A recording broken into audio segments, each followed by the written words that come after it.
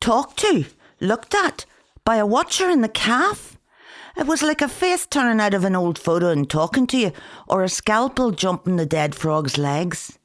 Beside us, and beside some fat men with pints throwing darts into the kebab, was this big hedgehog-haired man towering over the counter holding his white oval plate. "What about a pair of false teeth to eat this burger with? It's as hard as platinum." Steve in a flash reached into the lost property, yanked out some dentures, and whack! A white mouth was on the oval plate, smiling up at the man. The man himself stared, but he was only staring at me, out of that clump of hairs between his eyebrows, as if he was getting new information about my position and direction 50 times a second.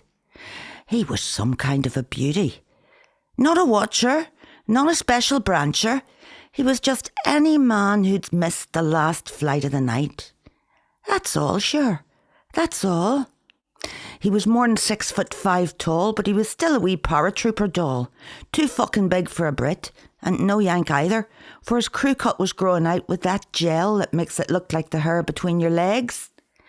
He had full pink plastic lips and a big square jaw cloven by a high-speed Japanese mould.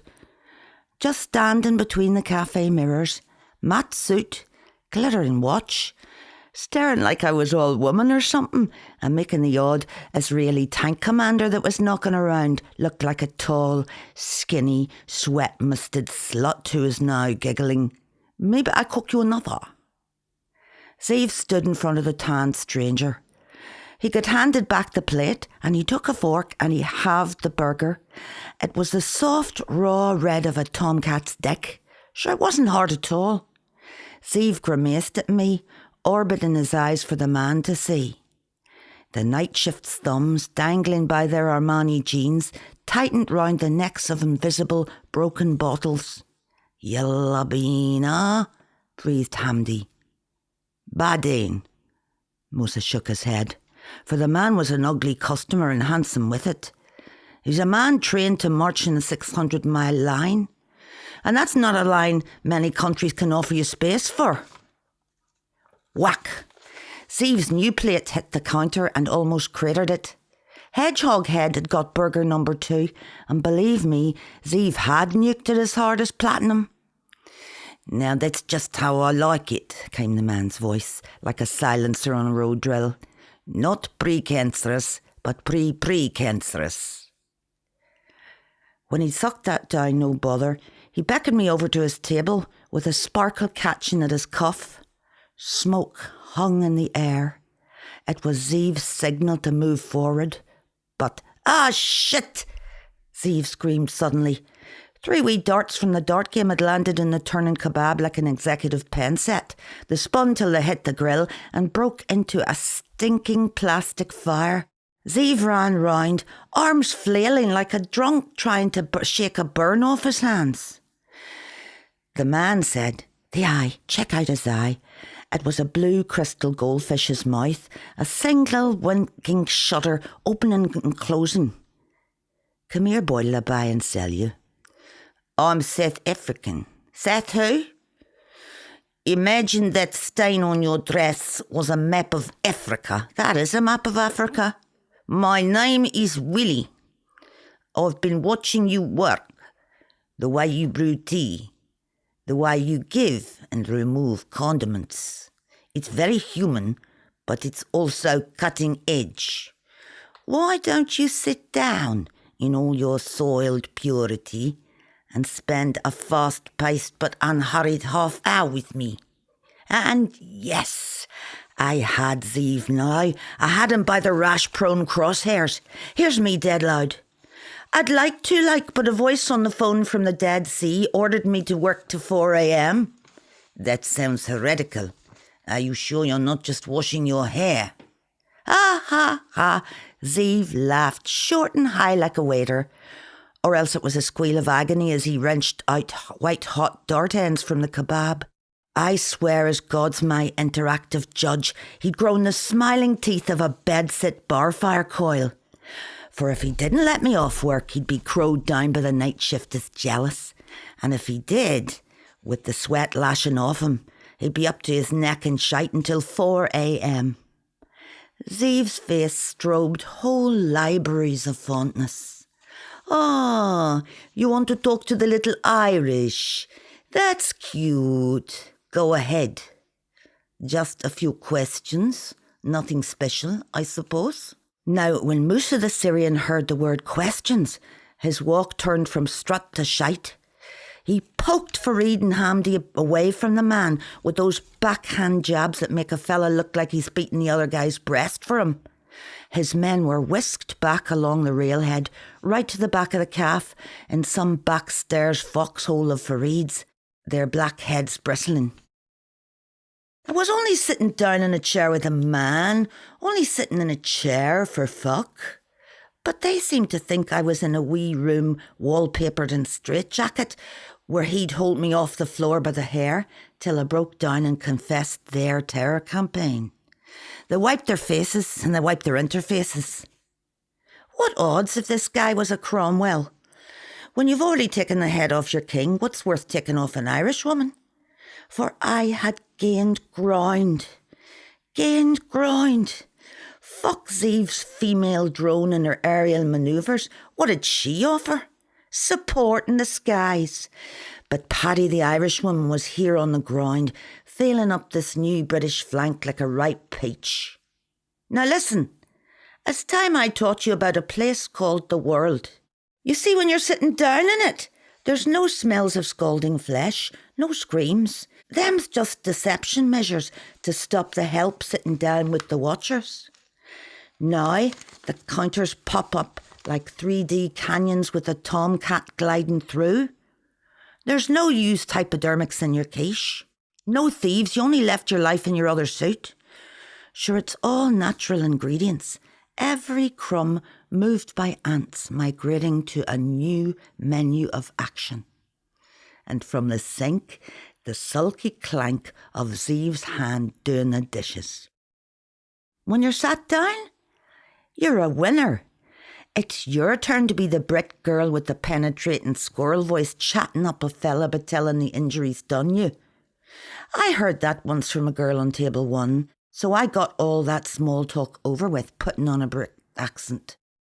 I remember 4 years old, I used to play with myself down the outside toilet. Me mum screamed in a penny. She never even knew the word for clitoris, and she told me I was dirty.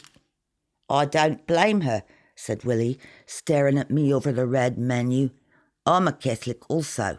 His square hand was lit up under the neon as he tested the brittles atop his skull. I swabbed my brow with a napkin. Oh, I'm very religious too. I'm a whore for the rosary. I have a very good stomach for guilt. Do you mind if I keep that swab? Your man's 2 eyes were doing overtime. That hair tuft between them cleared its throat. And he put my napkin in his pocket. Oh, he was beautiful. The kind of man that says, that's not my style. Oh, you could tell he was dying about me and himself. I stuck my face in his. Do men do this like? Tell me the secret of their existence without a bright light stuck in their eyes. Talk on. Where in Golders Green do you live? What pink-pubed English bitch makes you buy her Guinness? And how's she getting you your visa? Clack!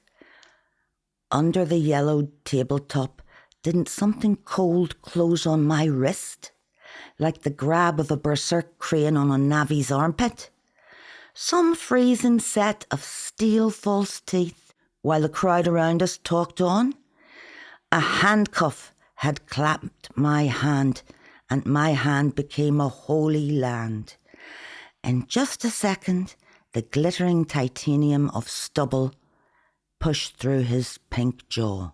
I'm an orphan, says he. I'd the eyelashes down, fluttering, overcome. Oh, never let on, you know. Our palms were slurping together like transparencies peeled off maps. Here, towards us on a tray, on a ghostly scrap of an Egyptian arm, landed the champagne he'd called for, with the slim glasses sinking endlessly away from the bubbles. I could tell somewhere nearby Fareed was stealing those bubbles as we talked. with all the harlot enterprise of the besieged in camps, who'll even steal a signal off their own rescuer's aerial. Beyond us, the open doorway framed Willie's head. "I don't eat much. I think it was all my special forces discipline.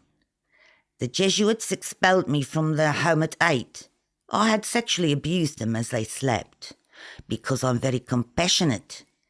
If my fellow orphans didn't get their sweet ration, Willie gave their fathers a faith test. Show me some Jesuits when I'm 8 years old and I'll show you some paraplegics. I guess I'm what you'd call a loner." I lifted our manacled hands onto the table. My fingers played coyly with his steel cuff.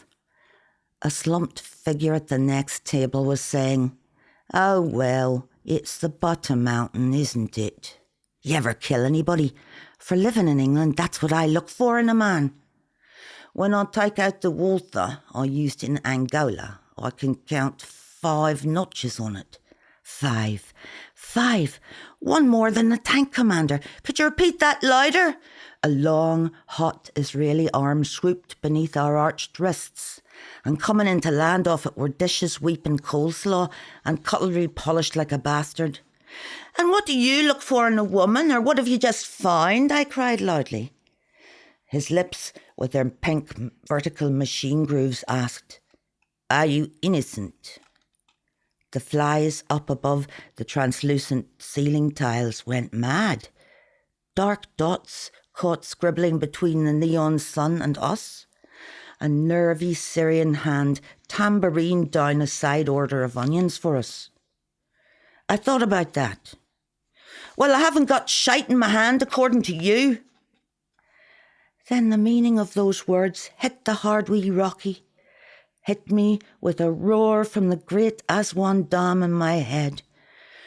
Bouncing tons of brown water fell hard as concrete blocks down onto the concrete plain below the dam, and there floated a tiny arc, rocketing round and round in the white panic of my brain.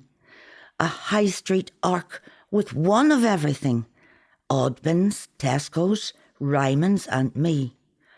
All my pain was swabbed away forever down the staring, handsome eye of the whirlpool that closed around it and, like the shutter of the stranger's Nikon, clicked. With skeins of mucus, I wept.